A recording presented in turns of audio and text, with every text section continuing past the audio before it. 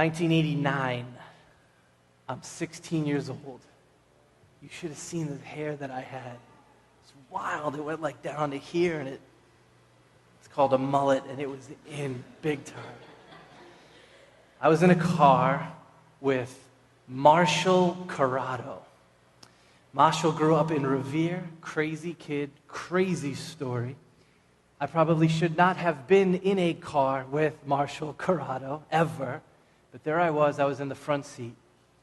We were going west on Revere Beach Parkway, and it was winter time, and it was snowing, and there was like 1, 2, 3 inches of snow on the ground.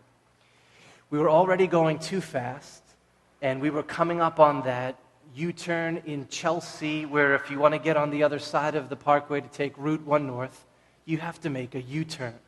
All right. About 50 yards before the light, I remember surmising, we're not going to be making this U-turn. We're just going to keep going into Everett or something. Marshall was driving. It's snowing. We're flying. It's way too late to make this turn. Marshall then looks over at me. These crazy eyes that he had. You know crazy eye people? Crazy eyes. He goes, Maddie, check this out. He reaches between us and he pulls the emergency brake. And he pins the gas and he pulls the emergency brake and punches the wheel to the left. I am now ready to see Jesus. I'm up against the side of the minivan. My whole life flashes before my eyes. I'm 16, so it happened just like that, the whole thing. The whole back end of this car spins around in an instant. Boom. Now we are facing east on the west side of Route 16. And he looks at me, smiles, then he drops the brake, pins the gas, swerves back through the U-turn, and we're going east on Revere Beach Parkway. It all happened in like 5-6 seconds. Do you feel the suddenness of that reversal? If anyone was watching, they never would have seen that coming. And all of a sudden, before you know it, we're going in the opposite direction. That's the truth that I need you to see is a part of the way God works. We're going to see it in Scripture today. We're going to see two sides of this. The reversal is central to the way that God executes justice on unrepentant sinners. We're going to see that. And beautifully, there's another side to this. It's also central to the way that God extends grace to repentant sinners. He turns things. The very means, the sinful, wicked means that Haman thought would be his glory are flipped around and they become his demise. You didn't miss this, right? The suggestions. You saw that? His suggestion to the king was supposed to set him up, but it set Mordecai up for glory. The gallows.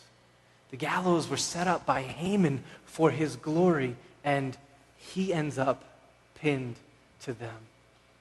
The decree. The decree was supposed to wipe out his enemies and have him standing alone, and the decree wipes out him and his 10 sons. His legacy is gone. I need you to see that this is always the way of God's justice when sinners persist in their sin. We deceive ourselves into thinking that we are setting up our glory with these things. But God will take those very things and he will turn them in his justice. Hear these simple, powerful psalm words. The nations have sunk where? In the pit that they made.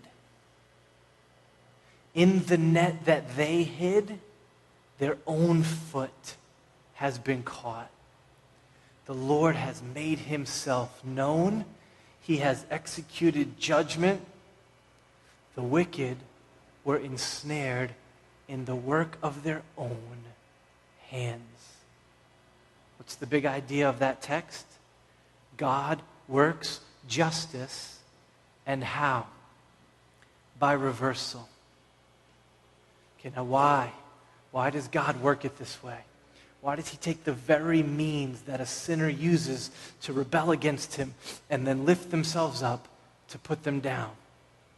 Because by using their very means, he is magnifying his glory. You didn't laugh a lot this morning, but did you at least chuckle inside when they sent Haman to the gallows that he had worked so hard to build the night before? It's ridiculous, right? Why the laughter? God, sovereign, was making a mockery of Haman. He was letting him walk into his own trap. He was letting him fall into his own pit. He was letting him set up the own means of his destruction.